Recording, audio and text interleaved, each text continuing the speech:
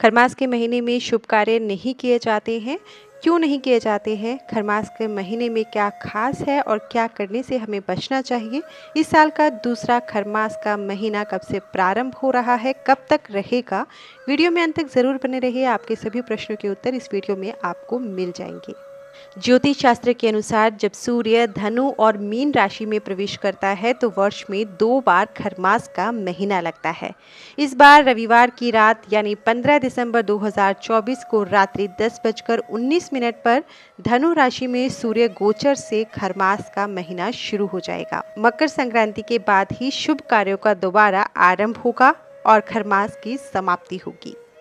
खरमास के महीने में शुभ कार्य क्यों वर्जित होते हैं, आइए जानते हैं। खरमास के दौरान सूर्य की स्थिति और ऊर्जा कमजोर हो जाती है, जिससे शुभ कार्यों में स्थायित्व की कमी आती है।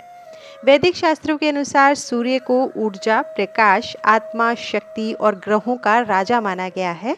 सूर्य हर राशि में लगभग 1 महीने तक रहता है, लेकिन जब ये धनु या मीन राशि में प्रवेश करता है तो इसकी ऊर्जा का प्रभाव कम हो जाता है। धनु और मीन राशि की स्वामी देवगुरु बृहस्पति हैं। सूर्य जब बृहस्पति की इन राशियों में प्रवेश करते हैं तो ऐसा माना जाता है कि सूर्य देवगुरु बृहस्पति की सेवा में रहते हैं। इस स्थिति में सूर्य और बृहस्पति दोनों कमजोर हो जाते हैं। ग्रहों की ऊर्जा में आई इस कमी से शुभ कार्यों का प्रभाव कमजोर पड़ जाता है।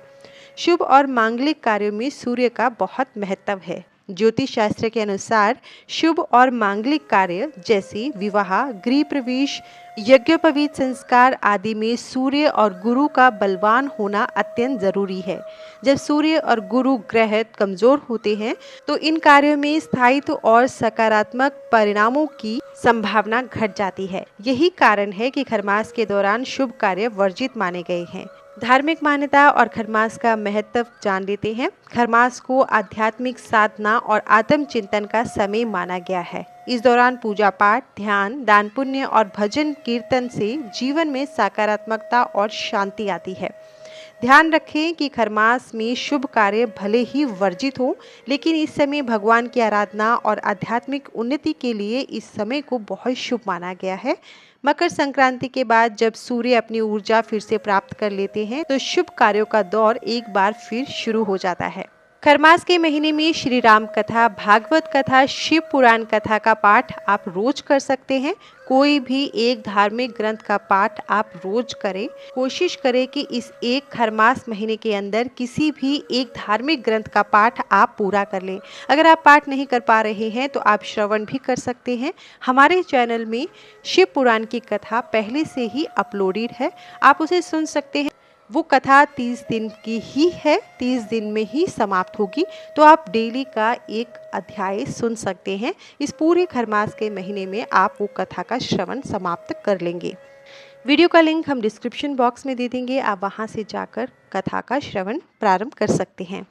खरमास में अपने इष्ट देव की विशेष पूजा करनी चाहिए। नाम जप, मंत्र जप, मंदिरों में भगवान के दर्शन, तीर्थ यात्रा आदि आप कर सकते हैं। पवित्र नदियों में स्नान करना चाहिए। आज के समय में पवित्र नदियों में स्नान करना हर किसी के लिए संभव नहीं है, तो घर में गंगा, यमुना आदि पवित्र नदियों का स्मरण कर स्नान कर सकते हैं, या फिर आप नहाने के पानी में थोड़ा सा गंगा जल मिलाकर भी स्नान कर सकते हैं।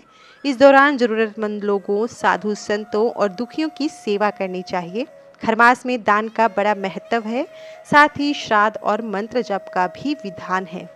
किसी भी गौशाला में हरी घास और गायों की देखभाल के लिए जरूरी सामान आप दान कर सकते हैं। अपने घर के आसपास मंदिर में पूजन सामग्री भेंट कर सकते हैं। खरमास के दौरान आप कुछ पूजा विधियां हैं जिन्हें आप अपना सकते हैं। अगर संभव है तो सूर्यदेव को रोजाना आप अर्घ्य दें। सुबह स्नान के बाद तांबे के लोटे में जल भर के उसमें लाल चंदन, लाल पुष्प और गुड़ डालकर सूर्यदेव को अर्घ्य दें सूर्य मंत्र के साथ। यह शुभ और फलदायी माना जाता है। भगवान विष्णु के समक्ष दीप जलाकर उनकी आराधना करें। साथ ही भागवत पुराण, गीता, रामायण या विष्णु सहस्त्रनाम का पाठ भी कर सकते हैं। शिवलिंग पर जल चढ़ाएं, पंचाक्षरी मंत्र का जप करें। इससे कष्टों का निवारण होता है और शांति प्राप्त होती है। खरमास में ज़रूरतमंदों को भोजन, वस्त्र और धन का दान करना बेहद शुभ माना जाता है। इन बातों का विशेष ध्यान रखिए, ये बातें आपको नहीं करनी है जो मैं आगे बताने जा रही हूँ। तामसिक भोजन से दूर रहे, मांसाहार और मदिरापान से दूर रहे, सात्विक भोजन ही ग्रहण करें। इस दौरान किसी से भी किसी प्रकार के झगड़े या विवाद में न फंसे, शांत और संयमित रहना इस मास की विशेषता है।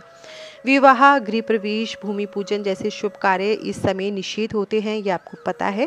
तीर्थ यात्रा पर जाना, भजन कीर्तन करना और भगवान का ध्यान में समय बिताना, ज़्यादा से ज़्यादा समय बिताना अत्यंत फलदायी माना जाता है। तो इस खरमास में की गई साधना और पुण्य कर्मों का प्रभाव कई गुना बढ़ जाता है। भगवान का ध्यान, दान और जप से जीवन के सभी दुख दर्द दूर होते हैं। यह समय आत्मचिंतन और ईश्वर भक्ति के लिए समर्पित है। खरमास को आत्मिक शुद्धि और सकारात्मक ऊर्जा प्राप्त करने का सुनहरा अवसर माने और इसका पूरा पूरा लाभ उठाएं। हर हर महादेव। धन्यवाद।